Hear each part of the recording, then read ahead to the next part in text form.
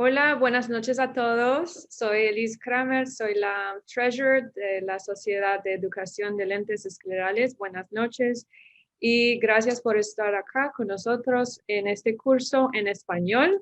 Si les gusta este curso en español, por favor, déjenos saber porque nos encantaría hacerlo de nuevo.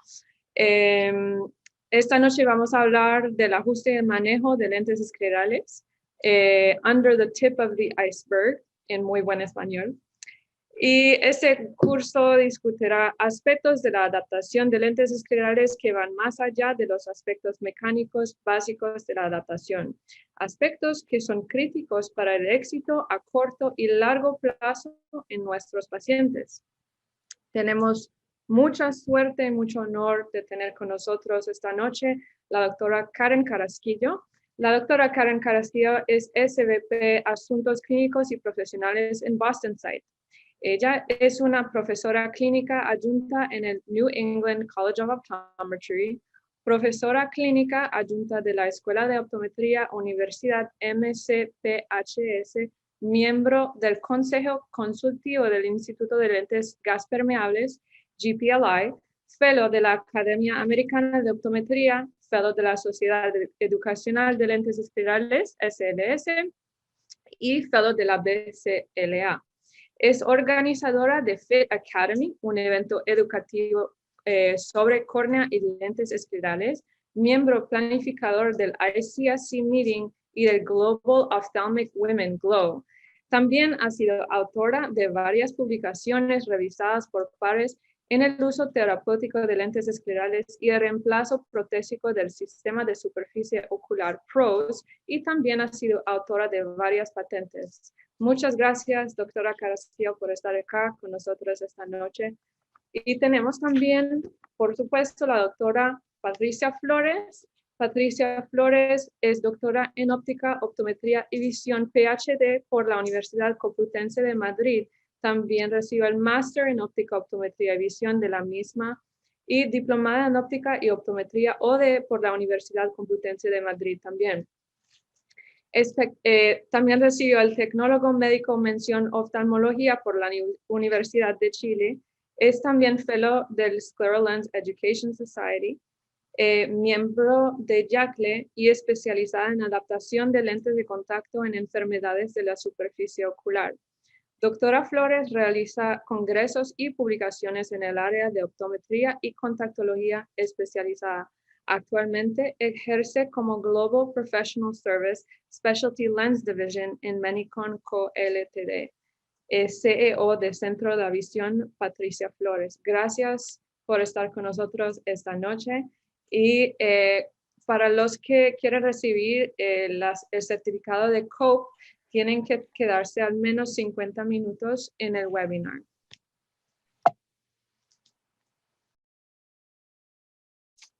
Bueno, pues muchísimas gracias a doctora Kramer por esa presentación.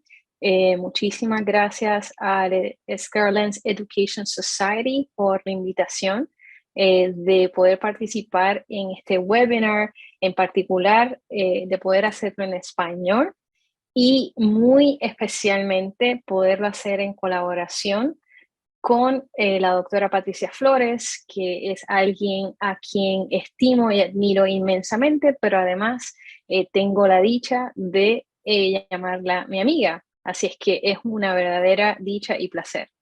Bueno, para comenzar, el título de nuestra charla hoy día es la adaptación y el manejo de lentes esclerales, pero vamos a discutir lo que está, ¿verdad?, bajo la punta del iceberg. Cuando hablamos de, vamos a dividir el webinar en dos partes, cuando nos enfoquemos en lo que son aspectos de la valoración, de repente algunos temas que no discutimos muy a menudo, y bien especial en la segunda parte de este webinar, queremos compartir aspectos que van más allá de lo que es la valoración y el aspecto mecánico de estos lentes o la adaptación de estos lentes, pero que son cruciales para el éxito. Entonces, eso es lo que vamos a estar discutiendo. Y vamos a empezar con la primera parte, que es discutiendo aspectos de la adaptación y la valoración del lente escleral. Ya de manera de comienzo, quiero introducir este tema discutiendo una valoración, una propuesta que hicimos en colaboración con el Instituto de Ojos Elvi Prasad en la ciudad de Hyderabad, en India, en donde colaboramos para desarrollar una graduación, ¿verdad?, para la utilización del OCT y en especial la lámpara de hendidura para poder valorar lo que es la adaptación mecánica de un lente escleral.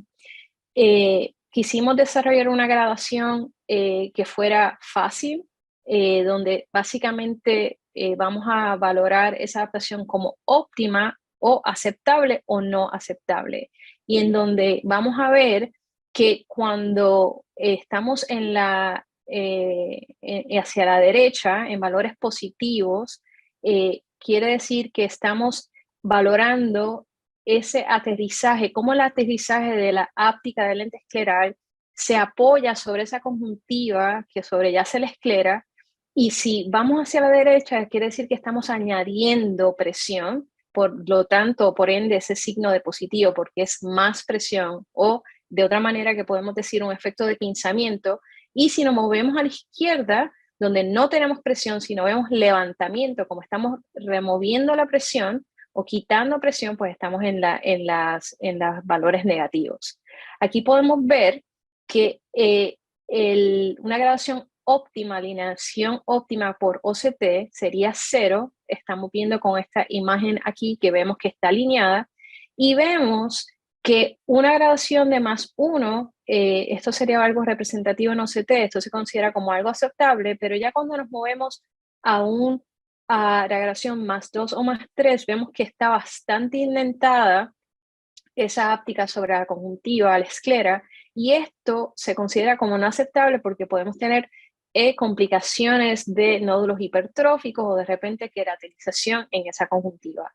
Cuando nos movemos en la graduación de los valores negativos, como estamos quitando presión, estamos viendo levantamiento de ese borde, y donde vemos que en el +1 de repente eso es algo que podemos monitorear, ver si no tenemos particulados en el lente o burbujas, pero donde ya definitivamente en la escala de 2 o 3 ya eso considera como no aceptable, porque es probable que tengamos particulados y burbujas en la bóveda, ¿no? Pero en particular, lo que yo le quería hablar, el OCT es algo que nosotros estamos bastante acostumbrados, o muchos de nosotros estamos acostumbrados a ver, pero una propuesta que queríamos presentar hoy es la utilización de la lámpara de hendidura, pero más allá de cuando lo vemos con iluminación difusa, y es utilizando una sección óptica para ver si ese lente está alineado en la conjuntiva, o si de repente tenemos efecto de pinzamiento o tenemos efecto de levantamiento. Cuando nosotros vemos la sección óptica y vemos que el reflejo de esa sección óptica en la conjuntiva continúa ininterrumpido, eso quiere decir que esa áptica en la conjuntiva está alineada. Cuando nos movemos a ver efectos de pinzamiento, vamos a ver que ese reflejo de esa sección óptica en la conjuntiva va a ser continuo, pero se va a doblar. Mientras más doblado esté ese reflejo de esa sección óptica, estamos ya en una graduación de +2 o +3, y esto se considera como un pinzamiento no aceptable, pero si el doblaje que vemos no es pronunciado, esto es algo que de repente podríamos monitorear y ver cuál es la respuesta del paciente. Cuando nos movemos hacia la derecha, si queremos evaluar, usar esa sección óptica para ver si tenemos levantamiento, de repente es obvio que tenemos levantamiento de ese borde, pero también vamos a ver que ese reflejo de la sección óptica es interrumpido, es decir, no continúa, se interrumpe. Cuando la interrupción es leve, pues de repente esto es algo que podemos monitorear, en especial si no tenemos entrada de particulado o de burbujas. Ya en en el +2 y -3 vemos que esa interrupción es más pronunciada, eso se considera como algo no aceptable. Así es que esto es una propuesta que queríamos introducir para que entonces ustedes puedan utilizar también la lámpara de hendidura en esa valoración del lente escleral. Ya ahora nos vamos a pasar a discutir algo que entendemos tanto la doctora Flores como yo, que es algo súper importante, y es enfatizar en lo que es la valoración dinámica versus lo que consideramos como una valoración estática de los lentes esclerales. Este lente aquí, como podemos ver, se podría considerar como una adaptación ideal, ¿verdad? Esto es un esquema donde tenemos alineamiento de esa óptica, donde tenemos un abovedamiento homogéneo sobre la córnea, incluyendo el área limbal. Pero en la realidad, la mayoría de las veces, como sabemos, debido a la simetría de la geometría escleral, muchas veces cuando ponemos lentes de prueba o muchas de nuestras adaptaciones, hay un efecto de centramiento que por lo general muchas veces vemos que el lente se descentra de una manera inferior y temporal. Para nosotros poder manejar esta presentación de descentramiento y la importancia de esto es que cuando tenemos descentramiento, nosotros vamos a ver toque corneal, mucho o la mayoría de las veces en la parte superior, podemos tener efectos de congestión limbal, podemos tener manifestación de prolapso conjuntival porque el abovedamiento en el limbo va a ser más exagerado en esa parte inferior, y algo que no puse, pero también vamos a tener toque limbal o compresión limbal, y esto es algo que la doctora Flores va a hablar a continuación. La importancia de nosotros poder determinar cómo nosotros vamos a valorar y vamos a manejar esto.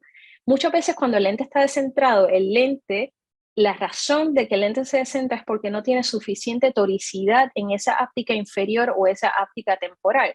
Y lo que vamos a ver es precisamente esa manifestación donde el lente se cae y ese borde inferior me va a dar efecto de pinzamiento en ese borde inferior.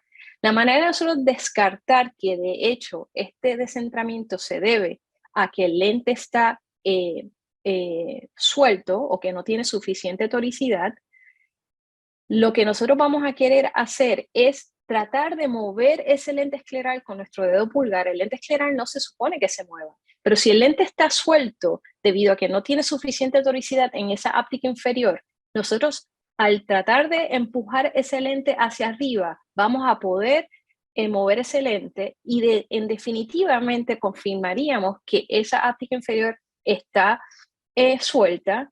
Y la clave aquí sería reevaluar esa óptica una vez tenemos el lente posicionado en esa posición más centralizada, y en definitivamente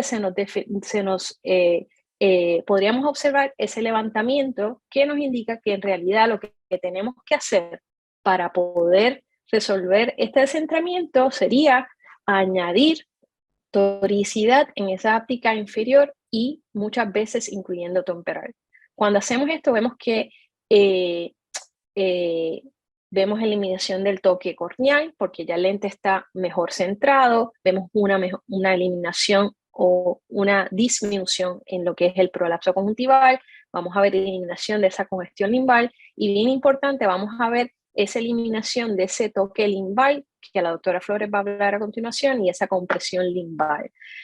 Cuando nosotros vemos esto, si nosotros no descartamos es de esta manera, con la valoración dinámica, muchas veces nosotros delegamos estas valoraciones en lo que es la valoración estática utilizando el OCT. Y como el lente cae, en este caso, pues tenemos un efecto de pinzamiento. Cuando vemos el OCT, vamos a ver que está indentado. Si utilizamos esa medida únicamente, nuestra respuesta va a ser, vamos a pedirle a nuestro manufacturero que nos levante ese borde o que aplane ese borde.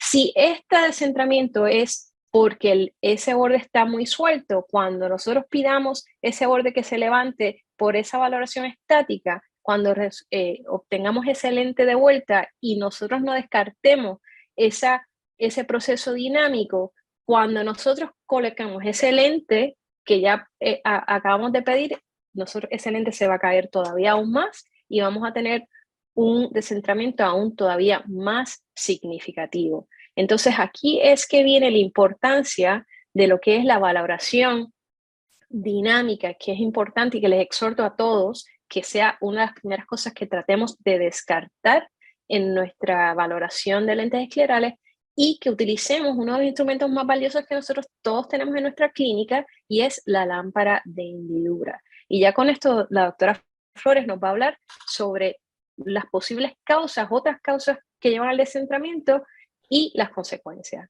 Doctora Flores. Gracias, Karen.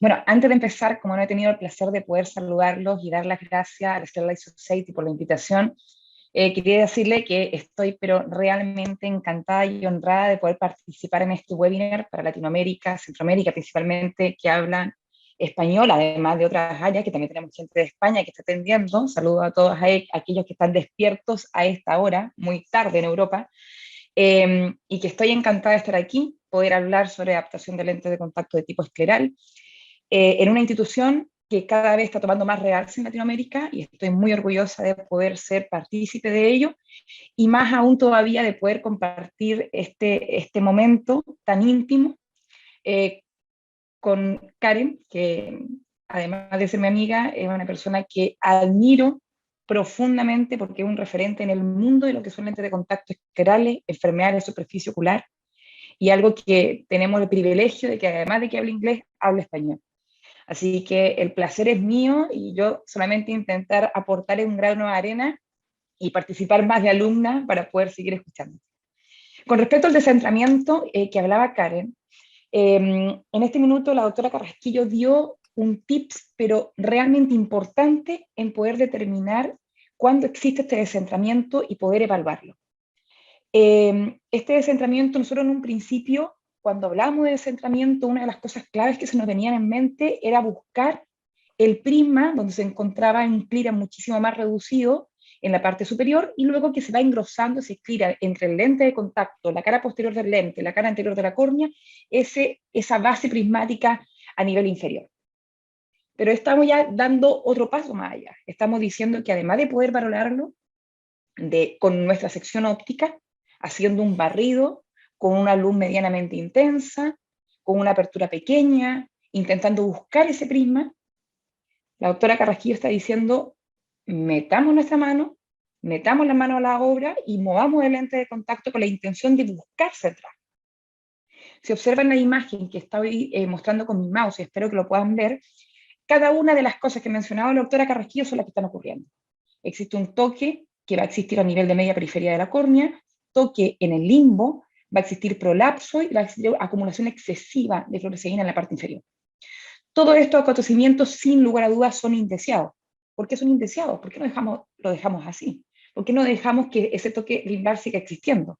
Porque ese toque limbar no puede existir porque es el encargado, el limbo, de poder crear esas células madres que nosotros necesitamos para que cuando dormimos se vuelva a repetizar ese epitelio que necesitamos que funcione bien en estas córneas irregulares o enfermedades de la superficie ocular. Tiene que funcionar todo como reloj. Las causas de este toque limbal, la principal puede ser una debida a descentramiento.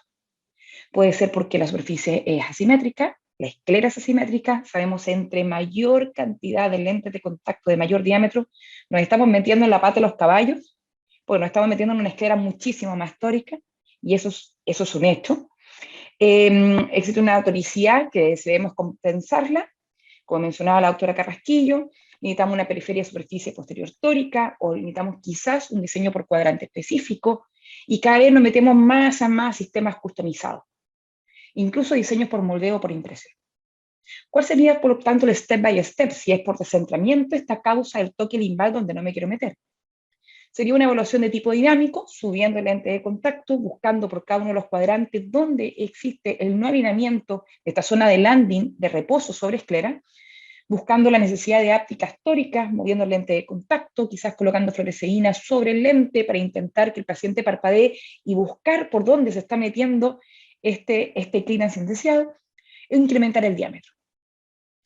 Pero también existen otras razones por cuál se ejecutan estos toques limbales.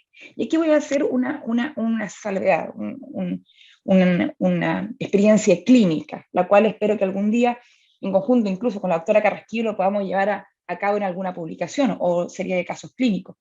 Es que en el continente hermoso donde vivo, en Latinoamérica, no hemos dado cuenta de que la forma de el limbo de la córnea de los pacientes latinoamericanos difiere de lo que el maestro Patrick Caroline o Randy Kojima han mencionado de diámetro horizontal divisible, que tienen la generalidad que es de 11,5 y es más o menos esférico.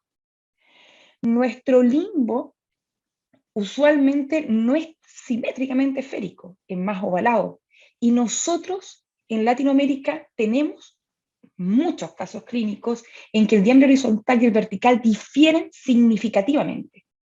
Aquí estoy viendo una imagen en la parte inferior, que es de una grande, también de la grande lente de contacto escleral, como la IFAEL, y en la parte superior un paciente nuestro que tomamos con nuestro IGLIT, en donde observas que en el meridiano vertical hay 12,86 milímetros, sin embargo en el meridiano horizontal son 14,16. Pero resulta que la mayoría de los lentes de contacto que se están trabajando en nuestro continente tienen limbos o zonas ópticas que son más esféricas y no ovaladas. Eso significa que en consecuencia lo que yo puedo llegar a obtener son toques en el limbo indeseados. Algo que me deja y me llama la atención que tenemos que indagarlo en el tiempo, no solamente a nivel de case report, sino que quizá algún estudio clínico más en profundidad. Pasamos y comenzamos este nuevo mundo, comenzando por córneas irregulares con diámetros pequeños. Y luego nos hemos dado cuenta que este lente de contacto de tipo escleral, que ha llegado a revolucionar lo que es el mercado, necesita ciertas condiciones para intentar ser un diseño que me dé menos complicaciones al día de mañana. Y una de las complicaciones que se ha observado es cuando utilizamos diámetros excesivamente pequeños.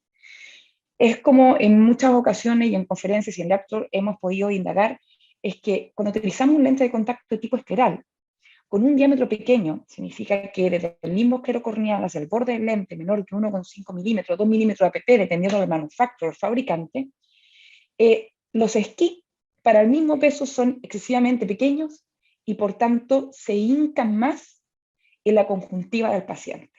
El clearance del limbo es menor en comparación a utilizar lentes de contacto con una zona de alineamiento bondadosa, una zona de reparto bondadoso, en que el diámetro es óptimo, tampoco excesivo, pero es óptimo, y permite que el clearance en el limbo sea mayor. Entonces la razón por toque limbales no únicamente va a ser condicionado a lo que son descentramientos. También tenemos que tener ojo, pestaña y ceja, que puede ser por descentramiento, que puede ser por limbos que son ovalados, pueden ser por diámetros pequeños de tu adaptación. En estas imágenes, ya con Slim Lamp, con lámpara hendidura, nosotros podemos llegar a valorar qué es lo que está ocurriendo. Si estamos en un diámetro pequeño, la condición hay que cambiarla. ¿Por qué? Porque lo único que tú esperas al día de mañana es una complicación, y es lo que no queremos. Recordar que los pacientes a veces son malos pacientes. Como se sienten tan bien, no vuelven a menos que tengan un problema. Y eso es lo que queremos evitar. Otra razón por la cual pueden existir estos acercamientos indeseados en la zona limbal es porque hay ciertos diseños que están llegando a nuestro continente en los cuales la zona del clearance, del limbo, está manejado por un spline, como lo que están viendo que yo estoy manejando con el mouse, y cuando la zona de alineamiento en esclera está excesivamente abierta, la que estoy buscando en el gráfico a mi derecha, y la que estoy buscando en mi imagen en la izquierda, estoy viendo un exceso de fluoresceína porque está levantado en la parte periférica del lente, en la zona del landing de la esclera, y como está levantado en la zona escleral, se está acercando mucho más esa spline zone, esta zona de transición en el limbo. Y eso también es otra posible razón, que no están todos los diseños de lentes de contacto esclerales que llegan a nuestro continente, pero sí en muchos de ellos. Entonces tenemos que tener claro cómo funciona primero nuestro diseño de nuestro fabricante preferido. Existen muchos diseños buenos de lentes de contacto, pero tenemos que saber bien su función para poder saber qué buscar, para luego saber qué resolver. ¿Será el descentramiento? ¿Será el diámetro? ¿Será que es una córnea más ovalada o limbo más ovalado? ¿O será que el landing del lente de contacto es excesivamente plano? Y tomar cartas en el asunto. No queremos por ningún motivo que exista, o bien, como hay algunos KOL que mencionan, de que las células de stem están mucho más abajo que el limbo a nivel superficial y que no existe daño, o sea, hay toque, pero lo que está claro es que existe presión sobre esa área, existen tinciones limbales y luego incluso existen zonas de ruptura del epitelio, staining corneal, tinciones, ruptura del epitelio que me está diciendo que algo está pasando en el limbo, ya sea por toque, por edematización. ¿Cuál sería el óptimo clearance que deberíamos manejar? Va a depender de qué, del tipo de diámetro de lente de contacto que estemos manejando, de la zona del ángulo. Diámetros que sean iguales a 16,5 se espera y se estima de que sea alrededor entre 60 y 80 micras. Diámetros mucho mayores, espero que sea mayor también. Bueno, la importancia de esto que acaba de discutir la doctora Flores es que cuando nosotros tenemos toque limbal y compresión limbal, especialmente cuando es a largo plazo, nosotros podemos ver complicaciones como lo es edema, como ella mostró, y tinción, pero en adición podemos tener manifestación de neovascularización o vasos nuevos, y eso sí que queremos poder evitarlo. Y si lo vemos, como en este caso es un paciente mío de queratocono que tenía ese tipo de presentación de toque limbal, nosotros queremos manejarlo de la misma manera que la doctora Flores acaba de mencionar, donde queremos nosotros aumentar ese volt en el limbo o ese abovedamiento en el área limbal, donde en verde podemos ver el lente que está usando ese paciente anteriormente, aquí termina el diámetro, y donde yo para manejar esto hice exactamente lo que la doctora Flores acaba de mencionar, no solamente subir el clearance, pero aumentar ese diámetro del lente. Y al hacer eso, podemos ver que al cabo de meses podemos ver regresión de esos vasos nuevos y donde tenemos presentación de vasos fantasma. Y esto es el fitting endpoint que nosotros queremos obtener. Podemos ver también casos como este, donde tenemos una manifestación de vasos nuevos bastante pronunciada, pero vemos cómo es posible tener regresión de esos vasos, e inclusive en casos más severos, como este caso de un colega de mi clínica, el doctor Kwok, donde tiene una presentación de Stevens-Johnson y una presentación de neovascularización bastante significativa, acercándose al eje central, eje visual, y donde al hacer esa revisión en ese lente escleral, de la manera en que acabamos de discutir, vemos que podemos tener manifestación de regresión de esos vasos. Entonces, esto es lo que nosotros queremos obtener. Idealmente lo queremos prevenir, pero si lo vemos manifestado, esta sería la manera que lo vamos a manejar. Bueno, y ya con esto concluimos esta primera fase de lo que es yendo un poquito más allá, debajo de esa punta del iceberg cuando hablamos de valoración. Ahora queremos enfocarnos y ver más allá de lo que es temas que no tienen que ver con los aspectos mecánicos, sino el manejo más allá de estos aspectos mecánicos. Y para empezar, quiero hablar sobre casos que vienen a nuestras clínicas manifestando síntomas de ojo seco, y donde es posible que estos pacientes que vienen mostrando esta manifestación de ojo seco presenten dos tipos de presentaciones. Una donde hay una correlación entre los síntomas y los hallazgos, ¿verdad?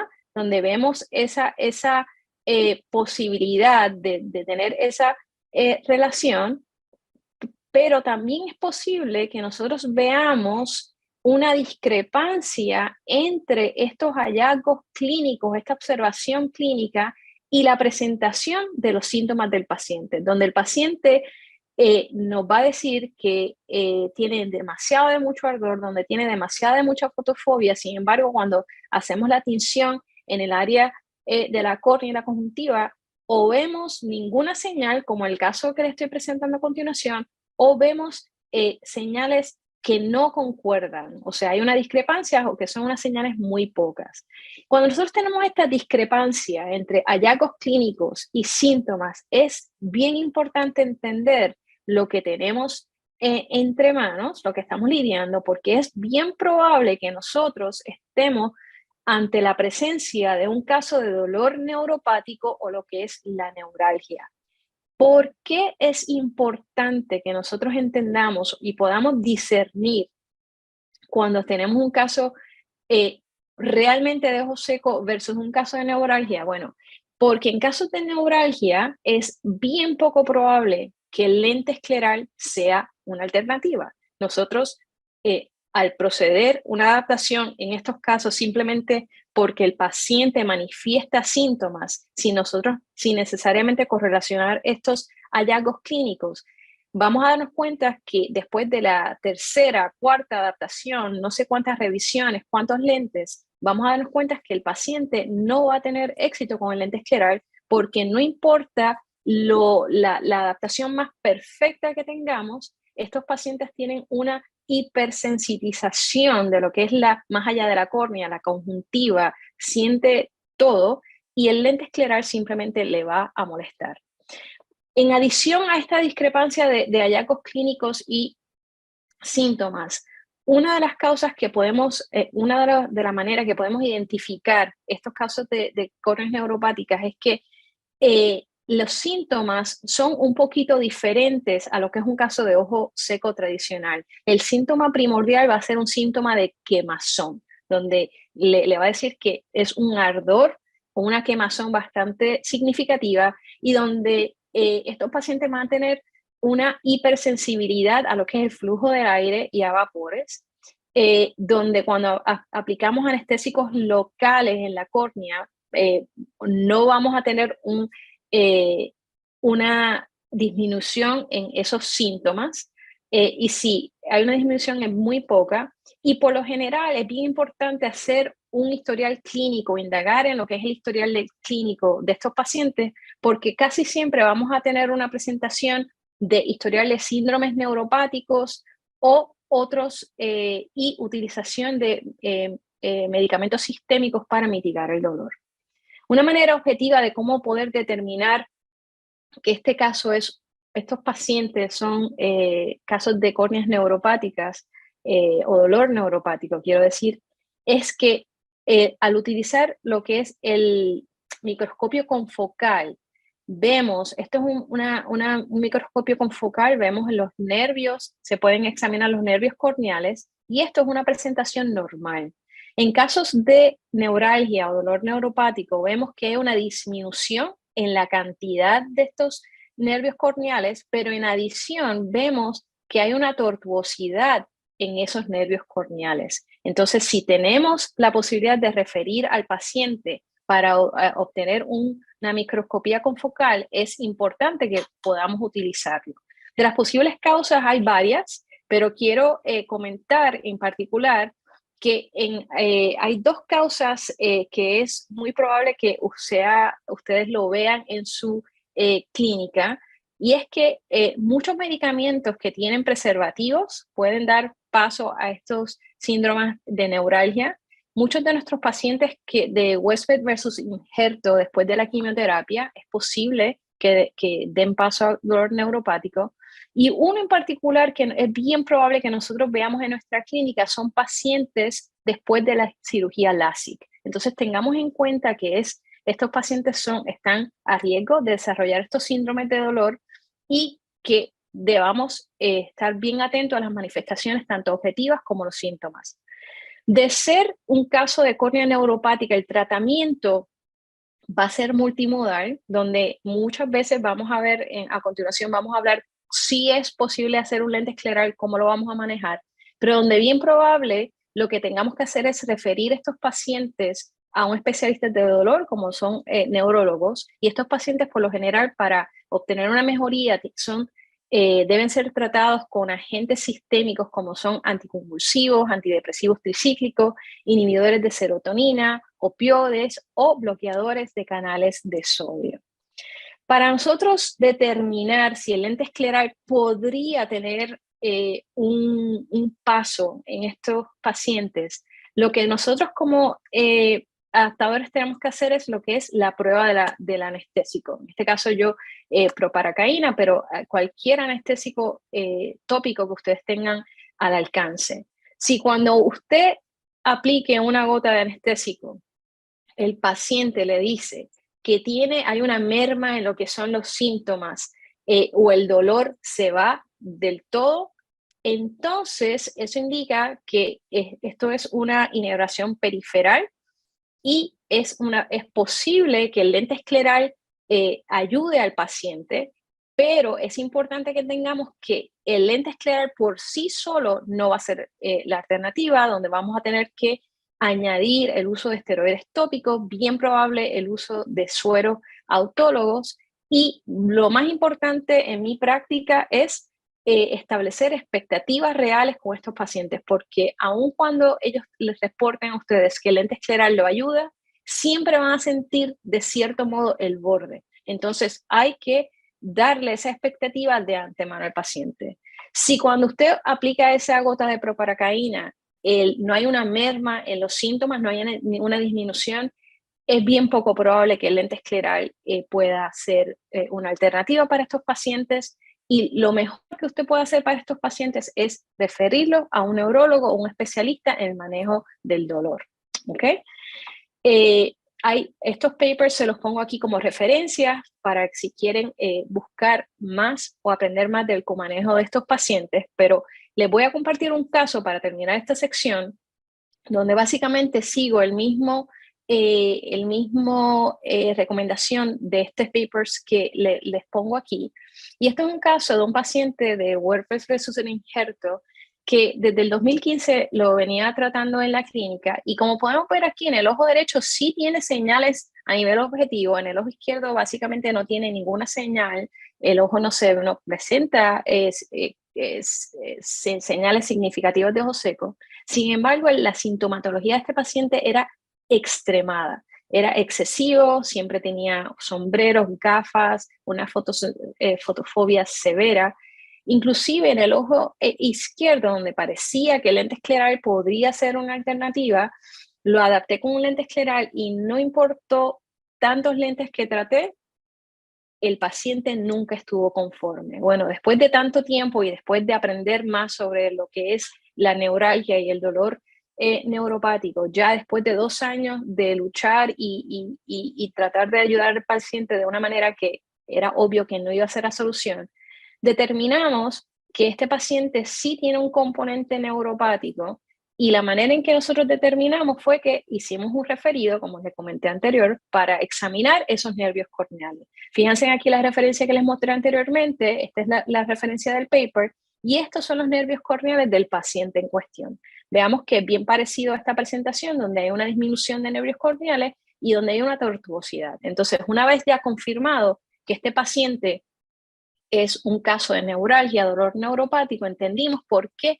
el paciente por 2 años nunca estuvo satisfecho con sus lentes esclerales. Damos paso entonces a tratar a este paciente como lo recomienda este paper, que es un experto, doctor Pedram Hamra, aquí en la ciudad de Massachusetts, donde recomienda un pulso de esteroides locales y utilizando gotas de suero autólogo al 20% 8 veces al día. Aquí vemos que 4 meses después de empezar este tratamiento, fíjense la diferencia en los hallazgos clínicos objetivos, y luego al año, donde el paciente continúa con esa mejoría en esos cambios, en esas manifestaciones objetivas, y tan es así que el paciente mejora su sintomatología y ya no requiere de lente escleral, porque de entrada el lente escleral no le estaba ayudando. Entonces, que sepamos que esto es una posibilidad en nuestras clínicas y que sepamos cómo identificarlos y cómo manejarlos. Córneas comprometidas. Una de las grandes complicaciones que hemos tenido en un comienzo, cuando empezamos a trabajar con lentes de contacto de tipo esclerales, es hablar de oxigenación. Y todavía hay algunos de los autores que siguen apelando sobre el oxígeno que puede llegar a transmitir un lente de contacto de tipo escleral. Sabemos de que el endotelio es la matriz, es realmente la capa madre donde realmente se evidencia la hidratación, la nutrición para que la córnea funcione como reloj. De disminución del recuento de células endoteliales vamos a esperar tener en pacientes por la edad, diabéticos, por uso de lente de contacto, posquirúrgicos, pacientes con ojos secos. Sin embargo, hay que estar full atento en pacientes donde podría existir una alteración de la densidad de las células endoteliales y, por tanto, una contraindicación en mi adaptación de lentes de contacto de tipo escleral.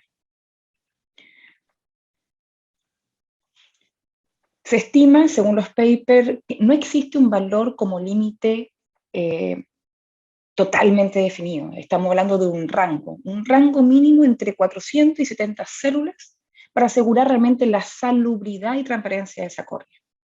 Más que estar contando célula por célula, hay otros autores que se inclinan más para hablar sobre alteraciones, los factores que encontramos en el recuento de células endoteliales, como el alto coeficiente, el COF, polimegatismo, o una disminución de la forma hexagonal de las células del endotelio, que esperamos que sea como panal de abeja, hexagonales, y cuando existe menor del 50%, puede existir un polimorfismo significativo. Estas bases son las alertas que deberíamos considerar en aquellas córneas que son comprometidas, posquirúrgicos, trasplantes, pacientes que no sabemos si está funcionando bien ese metabolismo corneal o no. Sin embargo, la literatura científica ha sido un poco diferente.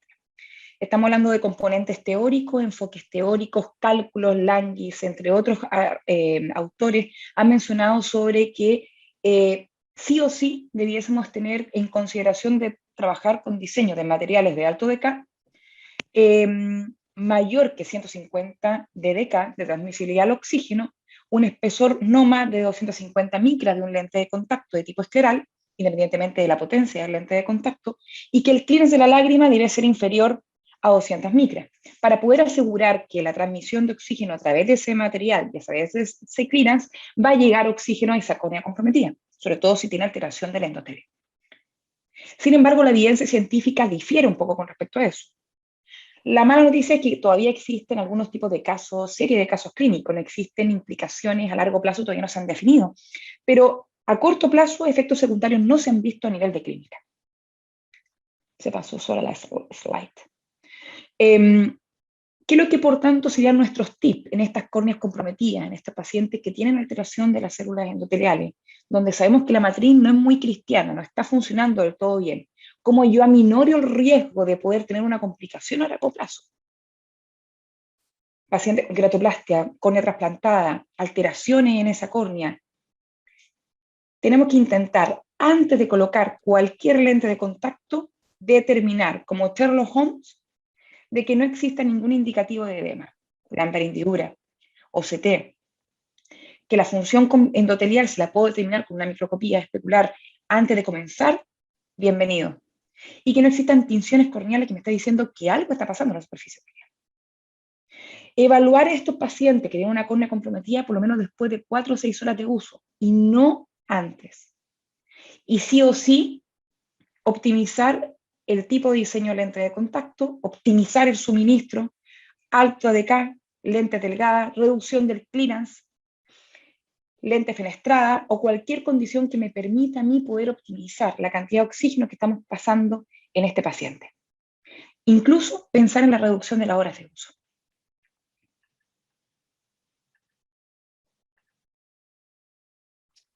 Bueno, muchas gracias por eso. Súper importante cuando hablamos de lo que es la córnea comprometida. Y ahora quiero dar paso a hablar sobre lo que es el efecto de la inmunosupresión en la adaptación del lente escleral. Esto es un tema sumamente importante porque la mayoría o muchos de nuestros pacientes de enfermedad de superficie ocular va a tener prescrito por su oftalmólogo, bien probable, un esteroide tópico. Entonces, queremos discutir con ustedes la implicación y el manejo de casos cuando tenemos esteroides de manera aguda y también el uso de esteroides de manera crónica. ¿Ok? Entonces, vamos aquí a avanzar el slide. Si puedes dar slides, no me está moviendo. Mira a ver si lo puedes mover. Ok. La importancia en este caso, sí. Vamos a hablar en este caso de un paciente de... Se cayó la slide. Se cayó la slide. Alguien, screen sharing stop. Vamos a ver si lo podemos volver a mostrar. Un momento. Ya pronto. Vamos a ver aquí. ¿Dónde están mis slides? No sé qué pasó, que se tumbó la presentación. Yo creo que alguien quizás la cerró sin querer. La estoy abriendo. A ver. Gracias. Sí, no, la estoy abriendo. Un momento. A ver. Mira a ver si la tienes disponible tú, Patricia, Dale, y la puedes mostrar. ya, voy. ¿Ok? Ok. ¿Ahora? Perfecto. Bueno, la voy a correr aquí desde mi... exacto. Si le puedes dar a la próxima slide, por favor. Ok. En este caso, vamos a hablar de lo que es Westberg versus el injerto próximo. Y la importancia, lo que queremos enfatizar aquí es que esta condición es una condición sistémica. Próximo. Dale completo hasta que los 4 exactos. Y la importancia de esto es que nosotros debemos, la clave es poder entender en cada momento que nosotros veamos un paciente que tenga Westberg versus el injerto, queremos saber y entender si tiene inmunosupresión sistémica, y cuando los evaluemos, preguntemos si continúan con el uso de esteroides o algún tipo de inmunosupresivo sistémico y si ha cambiado. Y si cambió la dosis, si se la aumentaron, eso quiere decir que la manifestación a nivel sistémico está empeorando, o bien importante, si esa inmunosupresión sistémica se le han disminuido.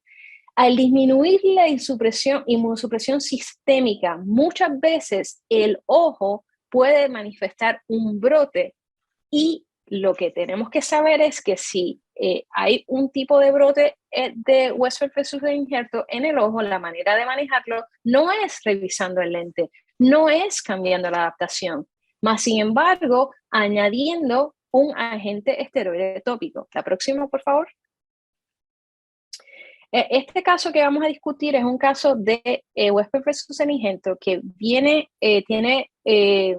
varios brotes de su presentación ocular, y donde también tiene un historial de queratitis filamentosa, y usa prednisona sistémica a 15 miligramos. Les cuento que 15 miligramos es ya una dosis bastante alta, o sea, esto es un paciente que está bastante enfermo.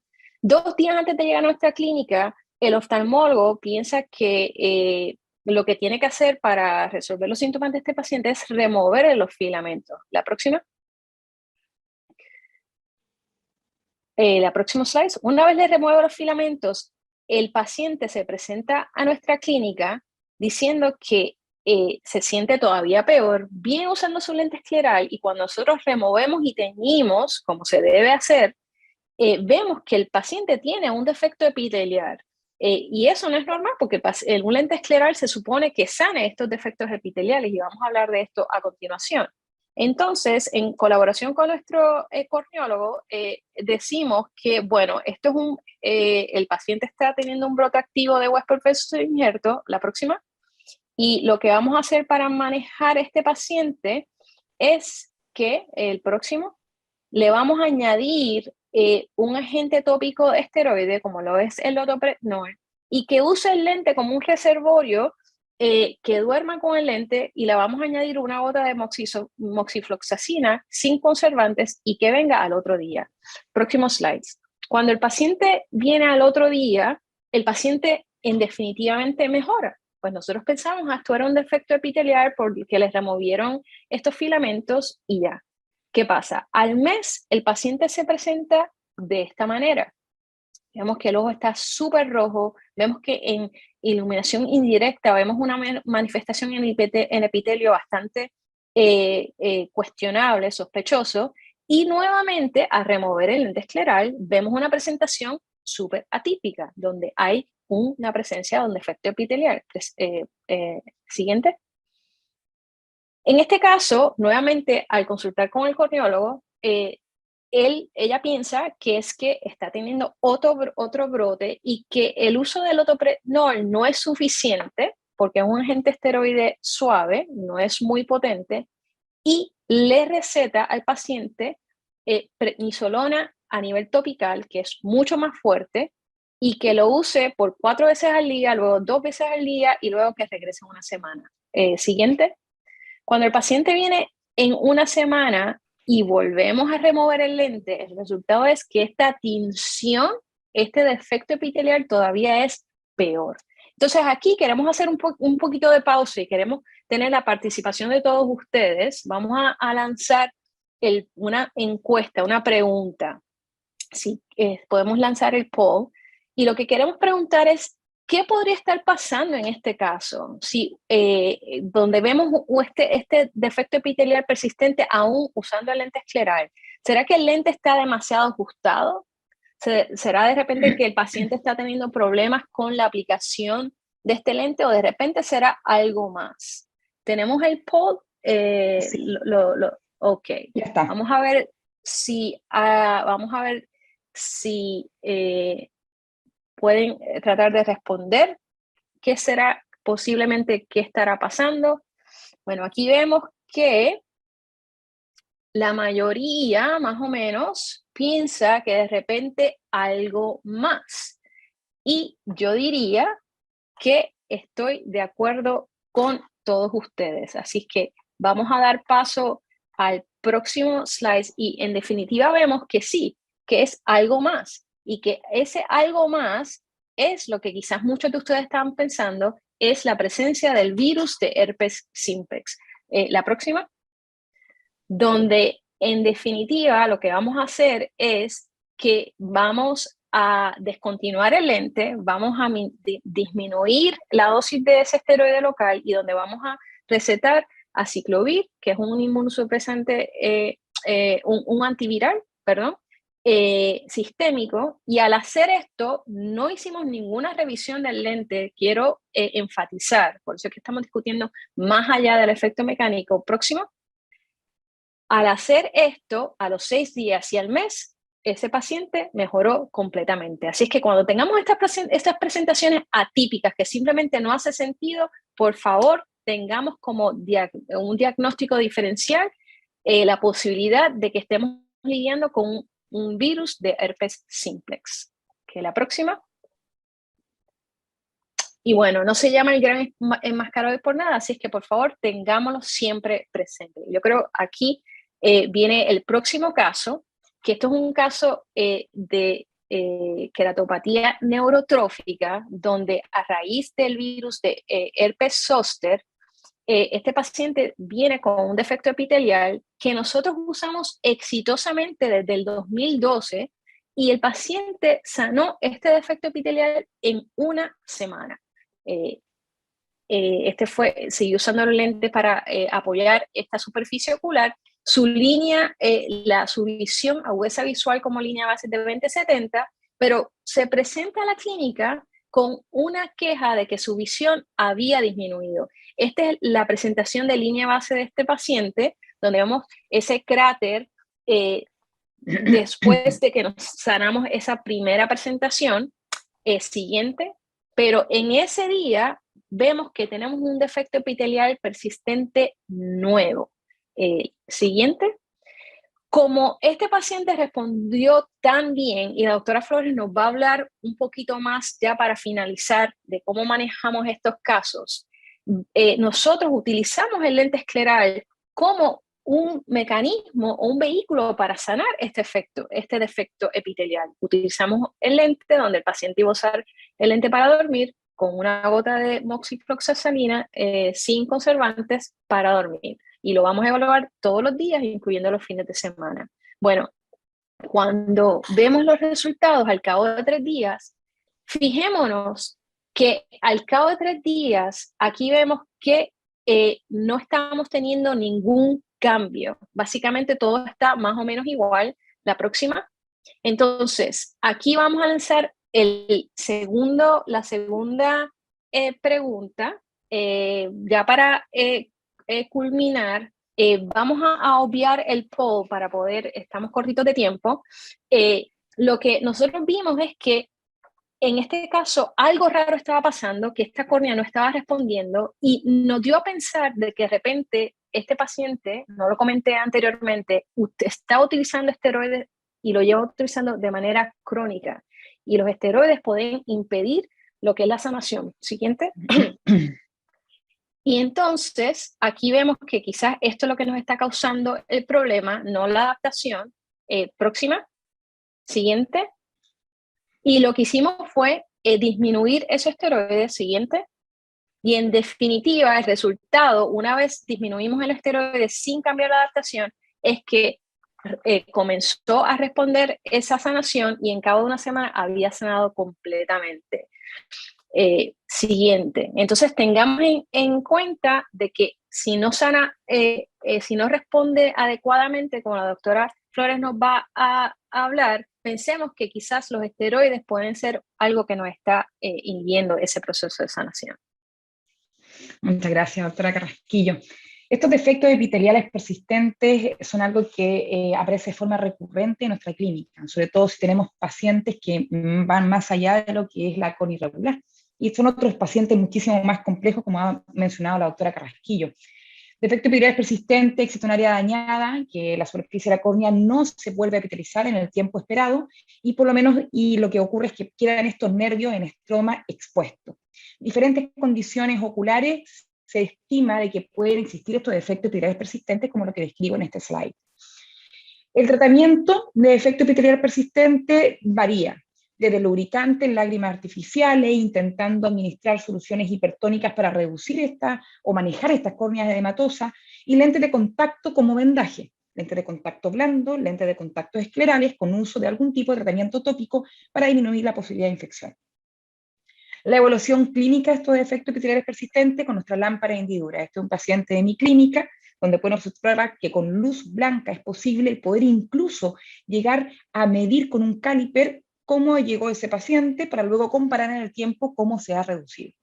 Necesito solamente la buena voluntad y la paciencia para poder hacer una buena fotografía y tomar las medidas correctas. Y aquí, por tanto, dentro del abanico de opciones que tenemos en los defectos epiteliales persistentes, aparece nuestra lente de contacto. Primero me gustaría tener en mente, y ustedes lo tuviesen dentro de su mente también, ¿cuántos de ustedes realizan tratamientos terapéuticos con lentes de contacto? Independientemente del tipo de lente de contacto, la función es proteger. Funciona es proteger del parpadeo, de los movimientos oculares debajo del párpado, intentar evitar que esas células epiteliales que se están formando se desprendan de este defecto epitelial persistente, porque queremos que se recupere la córnea, mantener una capa lagrimal que me asegure el suministro de oxígeno y la hidratación ocular, que van a ayudar a poder mejorar esta situación del efecto epitelial persistente. Y ayudar a retener una capa de fibrina sobre el estroma para que no queden expuestos y no se elimine la posibilidad y se reduzca la posibilidad de ese crecimiento de células epiteliales que deseamos. Entre las opciones de lentes de contacto blandas rápidamente existen dos: los lentes de contacto blandos y los lentes de contacto de tipo esclerales. Blandos, hidrogeles convencionales, funcionan muy bien en términos de confort, baja transmisibilidad de oxígeno, desventaja, mucha cantidad de depósitos proteicos, desventaja, se deshidrata, desventaja. Entonces nos vamos a los lentes de contacto hidrogel de silicona. Me aseguro que el oxígeno sea a saco, muchísimo. La repitelización va a ser más rápida, estoy entregando más oxigenación. Tengo menos depósitos proteicos, más lipídicos. Desventaja es que tenemos que intentar buscar dentro de los que están aprobados por la FDA, cuáles de ellos tienen un módulo que a mi paciente le es confortable cuando se usa.